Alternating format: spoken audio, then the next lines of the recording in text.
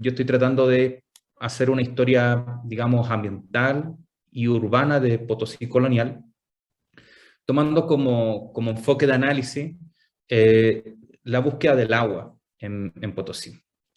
Y un poco para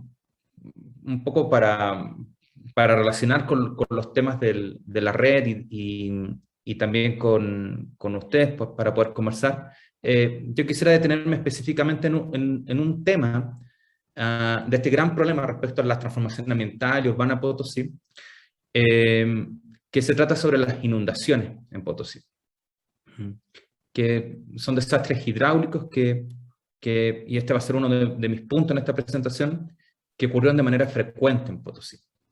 Y lo que trato de hacer, esto forma parte de un capítulo, que es tratar de entender por qué se originaban estas inundaciones, qué significado tuvo para la gente, y cómo estas explicaciones van cruzando explicaciones a escala global, pero también a escala local. Entonces, hoy día de todos los temas, de todos los, digamos, enfoques, perspectivas que podemos hablar respecto a la historia de la hidráulica y la construcción del paisaje minero potosino, yo quisiera detenerme específicamente en el caso de las inundaciones. Estos son los puntos que quiero tratar en la presentación. Voy en un primer momento a dar un contexto respecto a la infraestructura hidráulica Potosí colonial, a sus principales características y su significancia. Luego voy a describir un poco uno de los grandes acontecimientos de la historia potosina, que es la gran inundación de 1626, y cómo esto ha sido interpretado recientemente como parte de un cambio climático y una crisis política. Y luego, un poco lo que estoy tratando de hacer en uno de los capítulos de mi tesis, es destacar de que lo de 1626 fue trágico, en su escala fue incomparable, pero no fue la única inundación que ocurrió en Potosí, y cómo los otros episodios de inundación nos ayudan a explicar, a entender por qué esto sucedía y qué significado tuvo para la gente. Y bueno, voy a dar unos comentarios finales que quisiera dar algunas líneas para poder seguir la conversación con ustedes. Ok, primer punto, la infraestructura hidráulica de Potosí colonial. Siempre me parece importante hacer el reconocimiento de que hay un conjunto de investigadores, historiadores bolivianos, americanos, que han trabajado, franceses que han trabajado previamente en la estructura hidráulica de Potosí, ¿no? Y yo me sumo un poco a este conjunto de investigaciones. Alain Yoda, a Catherine Julien, por ejemplo, ¿no? Carlos Serrano, son investigadores que han trabajado distintos episodios y perspectivas sobre la historia de la hidráulica potosina, ¿no? Bueno, un poco para entender el caso de Potosí, porque es interesante el punto de vista, digamos, ambiental o ecológico, ¿no? Es que Potosí, quizás a diferencia de otras grandes metrópolis o de otras grandes ciudades de América colonial, no surgió al alero de un río o de una fuente de agua permanente, ¿no?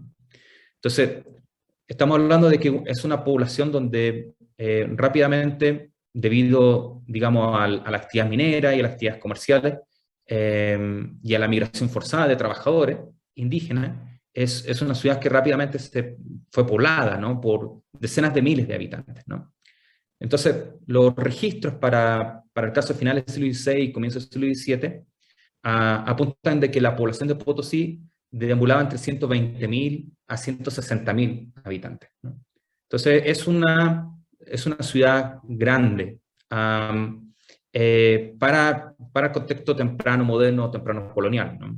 Y generalmente otros autores comparan Potosí, la cantidad de población de Potosí, con la cantidad de población que existía en Sevilla o en Ámsterdam para la misma época, final del siglo XVI y siglo XVII. Entonces, este es un experimento urbano, un proceso de urbanización inédito, en el caso, digamos, colonial americano, dada también las circunstancias, digamos, de la geografía, ¿no? Porque Potosí está ubicado a más de 4.000 metros sobre el nivel del mar.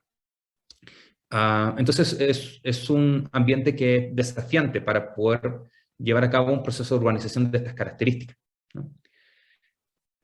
Como no existían aguas permanentes, ¿cómo lo hizo la sociedad colonial, el gobierno colonial, ¿no?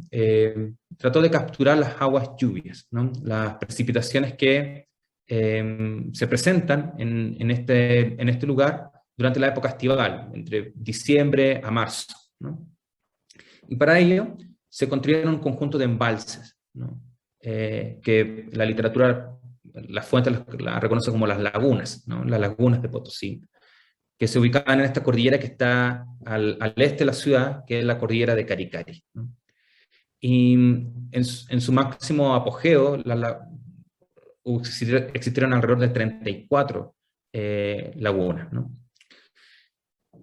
Y a partir de esas aguas, captadas a través de los embalses, el agua fluían hacia la ciudad, que abastecía a la ciudad por medio de un sistema de pilas, de fuentes que se ubicaban en las plazas públicas, en residencias, en cárcel, en los conventos. Y también, igual de importante, es que estas aguas eran canalizadas en una especie de río artificial, que era la ribera de los Ingenios, la ribera de la Veracruz, ¿no? Entonces es un sistema creado artificialmente, embalse, un conjunto de embalses, un río artificial, ¿no? Entonces, un poco la importancia que tiene este sistema hidráulico, podríamos pensarlo en dos ámbitos, ¿no? Nuevamente para subrayar lo que dije anteriormente, ¿no? Por una parte, el agua era fundamental, como se muestra en el cuadro de 1585, que es un grabado, un dibujo que representa los ingenios. El agua era fundamental para el proceso de pulverización de los minerales y de la refinación de la plata, ¿no? Entonces proveía la energía hidráulica, y el agua también era vital para otros procesos mismos dentro del refinamiento de la plata, ¿no? Entonces, el agua era fundamental para la máquina de plata, para la máquina de Potosí. Pero al mismo tiempo, el agua era fundamental para sostener la ciudad en sí, ¿no? Para sostener a esa gran cantidad de población que residía en Potosí.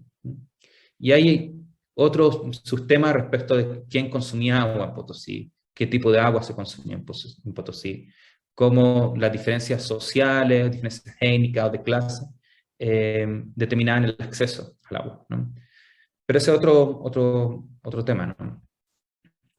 Bueno, ese grande rasgo es la infraestructura hidráulica de Potosí y su importancia, ¿no?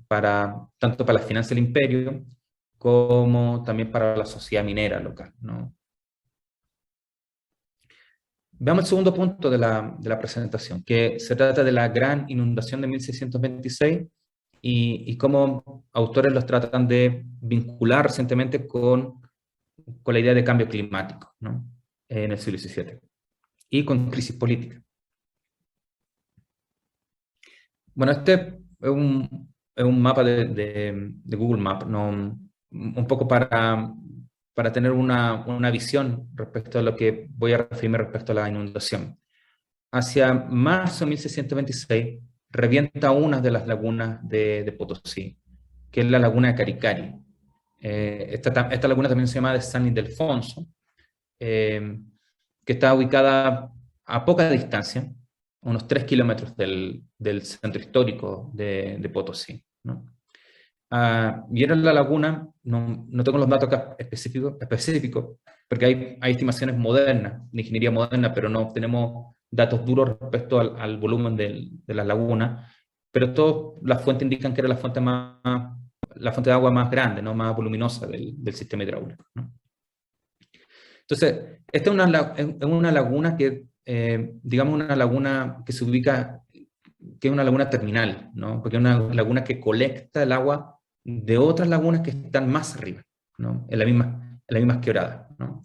Ahí voy a mostrar otro mapa que creo que representa mejor el sistema de las quebradas de Potosí, ¿no? Entonces esta laguna revienta, ¿no? Colapsa en 1626. Y sus aguas descienden hacia la ciudad, y los testigos, entre ellos el corregidor y cronistas religiosos, sobre todo posteriores, como Antonio Vázquez Espinosa, cronistas franciscanos, empiezan a describir este evento como que fueron montañas de agua, que descendieron por el lapso de 5 horas hacia la ciudad, aguas furiosas, ¿no? Y lo cierto es que con otras fuentes uno puede corroborar, digamos, la magnitud de esta reventación, ¿no? El agua produjo una avalancha que trajo con ellos roca, piedra, madera, ¿no? Ah, y bueno, ocasionó un daño increíble a la ciudad, ¿no? Entonces, hay numerosas víctimas fatales producto de la inundación. El corregidor habla entre 400 fallecidos, otras fuentes hablan de 4.000 fallecidos.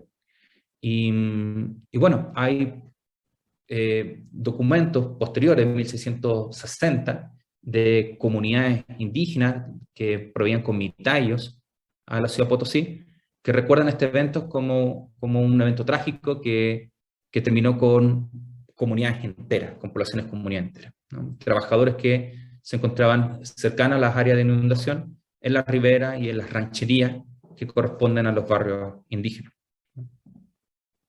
Estoy viendo el tiempo.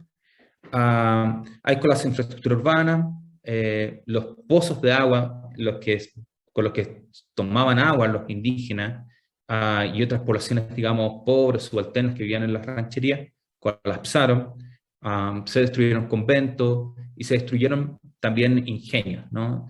Entonces, hay un grave perjuicio, ¿no? Un grave daño con esta inundación. Y otros autores han apuntado también a las consecuencias ambientales, ¿no? Que tienen que ver con la liberación de la sodio, del mercurio, en el territorio, ¿no?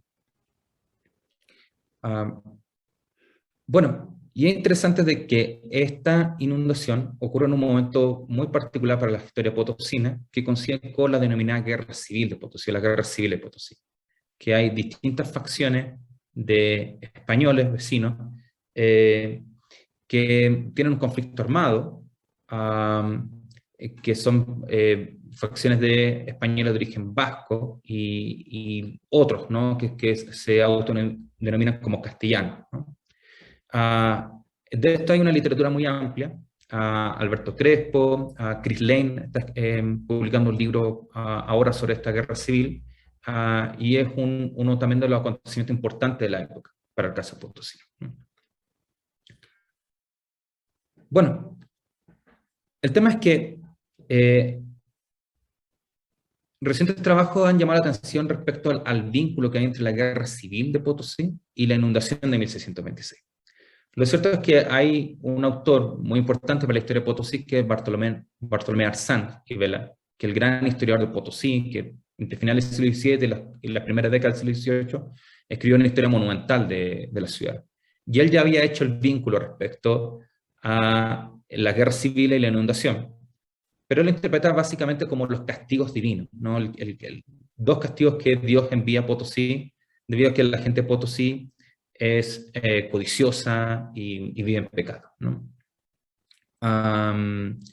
Geoffrey Parker, un historiador que trabaja un texto muy importante respecto a la idea de la crisis del siglo XVII y la pequeña era glacial en el siglo XVII, pone a Potosí como un ejemplo, ¿no? De cómo hay una sinergia fatal entre un cambio climático que produce eventos extremos, como fuertes precipitaciones, intensas precipitaciones, y pobres decisiones gubernamentales y conflictos sociales, ¿no? Entonces la inundación de Caricari en 1626 y la guerra Vasco y Vicuña es parte de esta sinergia, ¿no? Que él denomina una fatal sinergia entre factores ambientales, climáticos, un cambio climático, y también decisiones humanas, ¿no? Y situaciones humanas. Entonces hay una interpretación respecto a esta inundación en particular con la pequeña era glacial. Bueno, un poco lo que estoy tratando de hacer yo con fuentes primarias es ver hasta qué punto podemos entender este argumento como cierto, ¿no? Viendo comparativamente la inundación de 1626 con otros episodios de inundaciones, ¿no? Y este es uno de los puntos quizá algo evidente, pero para mí es importante, es que entender que la inundación de 1626, aun cuando importante, no fue el único episodio o desastre hidráulico que ocurrió en Potosí. Y que por el contrario, hay múltiples episodios de inundaciones que... Hay un chico que se llama Sergio Agüero que está hablando de Potosí, es un chico chileno. Sí. ah, Sí, sí, sí. Eso es. alguien está... Renzo Honores, por favor, apaga el micrófono, gracias. Vale. No, pero gracias, que me da una pausa. Bueno, bueno, entonces, si uno trata de entender qué sucedió previamente, inclusive hay inundaciones en Potosí después digamos, de la gran cronología de la pequeña era glacial, ¿no? Entonces, lo que yo estoy tratando de hacer con estas inundaciones es reconstruir cuáles son las prácticas hidráulicas, ¿no? Y cuáles fueron los cambios ambientales a nivel local que, digamos, confluyeron con este gran cambio climático que es la pequeña era glacial, que se habría expresado en los Andes coloniales en espacio de altura con fuertes fluctuaciones en las precipitaciones, ¿no? Entonces, un poco para que se entienda, este es un mapa bien esquemático de Google Earth, que trata de explicar un poco de que las lagunas se depositaban en antiguas morrenas, ¿no? Son lugares que están abajo en las quebradas, y la estructura que contiene, el material con el cual se construye estos embalses, son críticos para soportar el agua. Entonces, hay un diseño que de alguna manera convierte a la ciudad como objeto de crisis o objeto de una vulnerabilidad, ¿no? Porque en el caso de fluctuaciones fuertes, todo va a depender respecto a la capacidad de contención de esta laguna. Y las técnicas de construcción son significativas desde ese punto de vista. Me voy a apurar un poco para llegar a las conclusiones, que creo que estoy llegando a tiempo, ¿no? Entonces, hay, por ejemplo, Sí, tienes inundaciones... unos 5 minutos. Ya, perfecto.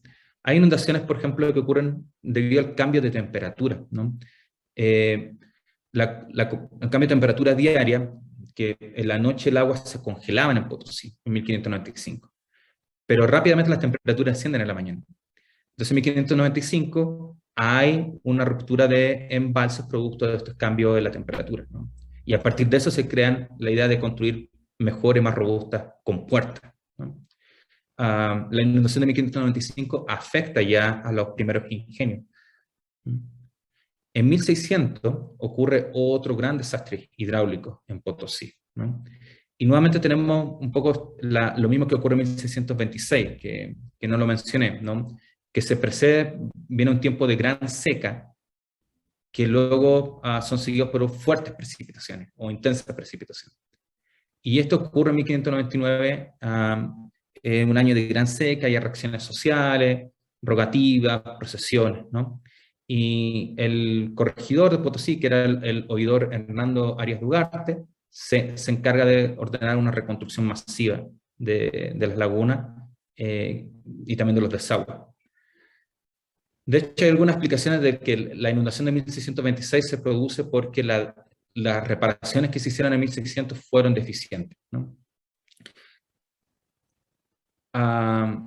Hay distintos testimonios que, por ejemplo, Diego de Ocaña y otros, estos son ejemplos que ya desde antes de 1626 empiezan a entender la vulnerabilidad de Potosí respecto a esta inundación, ¿no?